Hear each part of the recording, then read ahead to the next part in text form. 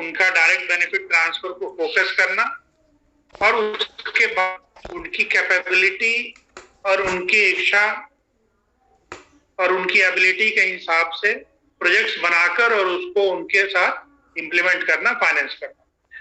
तो इस पे जो प्रोसीजर है और जहां तक हम लोग पहुंचे हैं उसके बारे में अभी संदीप माझी जी आपको बताएंगे and then we can discuss for 5 minutes और फिर कंक्लूड करेंगे। बताइए।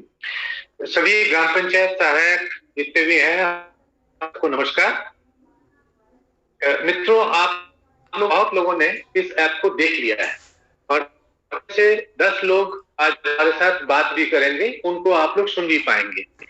ये वो 10 ग्राम पंचायत सहायक हैं जिन्होंने न सिर्फ इस ऐप को बहुत सुगमता से यूज किया बल्कि उनके ग्राम प्रधानों का सहयोग लेकर के अपने ग्राम पंचायत के लगभग जितने परिवार को उन्होंने पहचान किया था सबको वेरीफाई भी करवाया।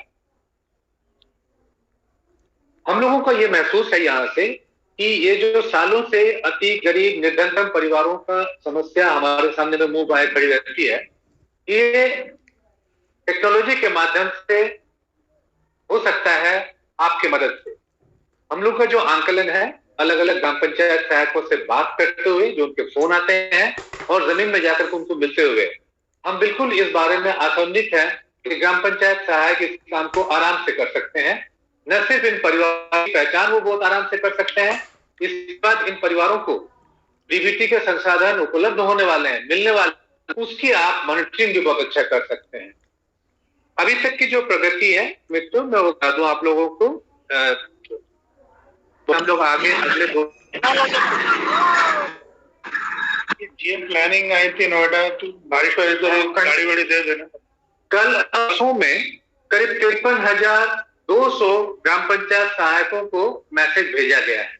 उस मैसेज में आपको मोबाइल ऐप जिसका नाम मॉपअप है उसको डाउनलोड करने का लिंक, उसका पिन नंबर और जो टेक्नोलॉजी हेल्पलाइन है उसके 2 नंबर आपको मिले होंगे। ये कोशिश इसलिए की गई ताकि आप स्वयं बिना किसी के मदद लेकर के मोबाइल ऐप डाउनलोड कर सकें और उस पर प्रवेश कर सकें। एक बार आप मोबाइल ऐप पे प्रवेश कर लें उसके बाद किसी की और मदद की जरूरत नहीं पड़ती है, क्योंकि सारी बातें उसमें लिखी हुई है। कैसे आप परिवारों को संगठन करेंगे, उनका सर्वे करेंगे, वो रास्ता बताया हुआ है। और सबसे बड़ी बात जिसके बारे में बहुत लोगों को बहुत आशंका हुआ करती थी, शासनादेश अब आपको ऐप पे ही मिल जाए। ये 25 मई का शासनादेश है। 28 मई को इसकी जो पिछला एसीएस करने की थी उस पे आपको 15 दिन का समय दिया गया था। हम लोग का आंकलन है कि अब भी वो हो सकता है। अब तक आप में से करीब 32,000 लोगों को हमने एक ऑडियो कॉल भी भेजा है। उस ऑडियो कॉल आप में से करीब 19-20 हजार लोगों ने सुना भी है।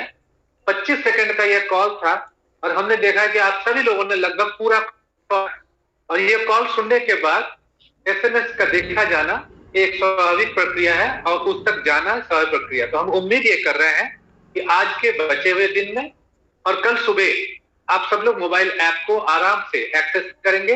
कोई अगर आपकी दिक्कत है तो हमारा फोन नंबर शासनादेश में है, आप उसमें फोन कर सकेंगे। मित्रों, कुछ बात जो मैं आप लोगों को बताना चाहता हूं, अब तक लगभग 5,700 परिवार जो कि 570 ग्राम पंचायत से सरकार कर दिए गए हैं वो हमारे पास उपलब्ध है। और बहुत हैरानी की बात है कि इन जो 5,700 परिवार है उन परिवारों के लिए हम ये देख पा रहे हैं कि उनमें से कितने लोगों के पास राशन कार्ड नहीं है, कितने लोगों के पास आवास नहीं है और कितने लोगों के पास दूसरे जो डीबीटी की मदद है वो नहीं मिल पा रहा है। ये शासन के पास एक बहुत जबरदस्त सूचक है जिससे हम इन परिवारों तक पहुंच पाएंगे और उनको ये लाभ दे पाएंगे। लेकिन अफसोस की बात है कि ये सिर्फ तो परिवार के लिए है। अपेक्षा यह है कि हम लोग 5 लाख के लिए कर पाए, और ये आप लोगों को मैं भरोसा देता हूं, आप लोगों को भी करते हुए समझ में आया होगा।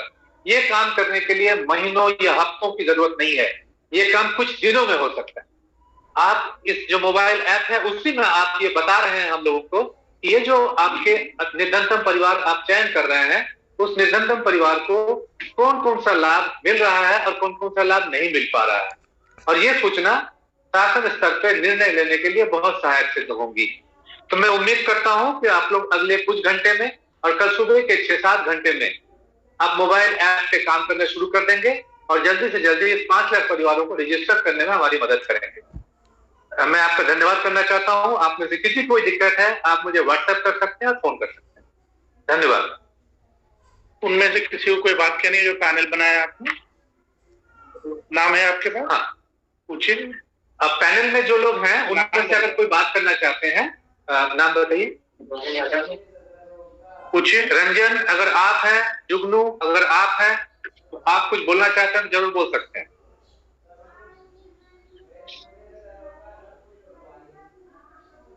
जुगनू कुमार, अपने आप को अनम्यूट कर लीजिए। जुगनू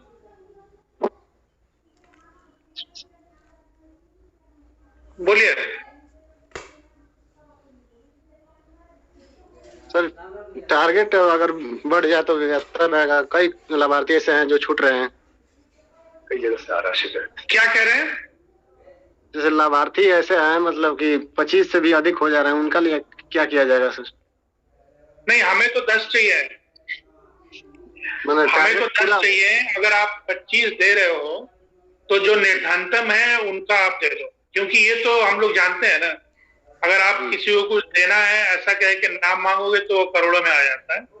बट ये निर्धनतम है, poorest of the poor family, जिनकी सबसे खराब हालत है, वैसे 10 से 25 के बीच नाम दे दीजिए। और राजन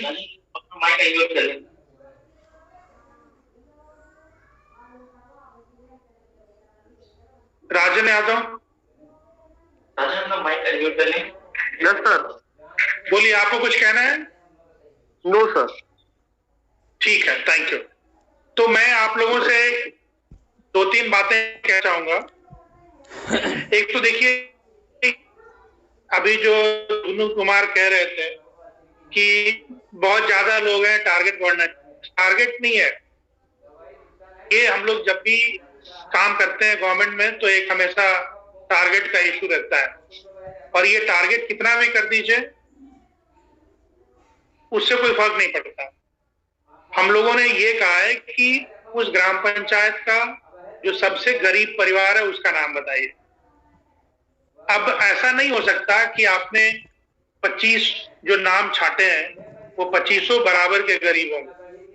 आप आराम से बता सकते हैं, या आपके प्रधान आराम से बता सकते हैं कि कौन सा आदमी सबसे ज्यादा गरीब है या कौन सा आदमी ज्यादा गरीब। तो इस पूरे पायलट का आइडिया ये है कि हर गांव में 10-10 सबसे जो गरीब लोग हैं उनको सेलेक्ट करके और उनके ऊपर काम किया जाए। आप इसको करिए और इसका काफी अच्छा इम्पैक्ट होगा। और अगर हम कर पाते हैं सक्सेसफुली इसको, तो फिर जो अगले 10-10 हैं उनको टेकअप किया जा सकता है। लेकिन एक साथ हम अगर इसको टारगेट कहेंगे कि जितना दे दो, तो वो इतना बड़ा संख्या आ जाएगा कि हम यहाँ से कुछ नहीं कर पाएंगे उस पर। इसीलिए हमारा टारगेट है।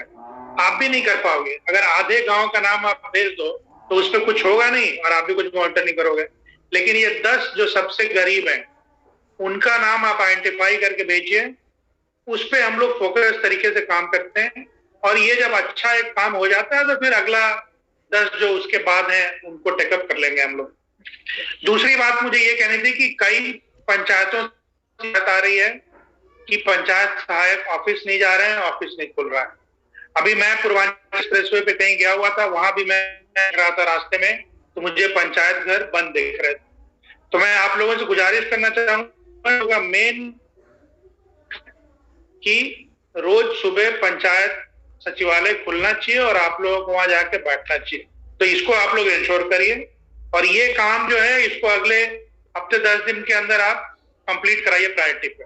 ठीक है, थैंक यू।